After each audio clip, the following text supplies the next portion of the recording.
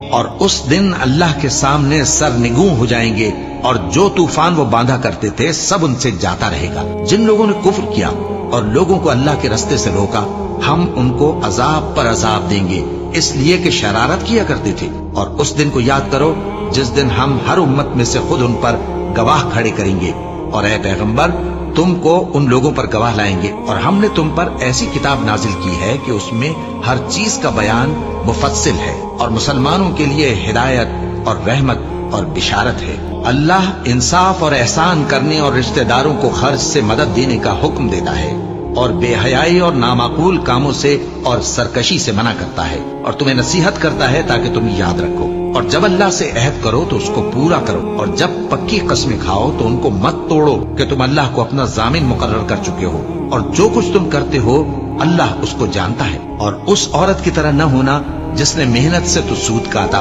پھر اس کو توڑ کر ٹکڑے ٹکڑے کر ڈالا، کہ تم اپنی قسموں کو آپس میں اس بات کا ذریعہ بنانے لگو کہ ایک گروہ دوسرے گروہ سے زیادہ غالب رہے۔ بات یہ ہے کہ اللہ تمہیں اس سے آزماتا ہے، اور جن باتوں میں تم اختلاف کرتے ہو قیامت کے دن اس کی حقیقت تم پر ظاہر کر دے گا۔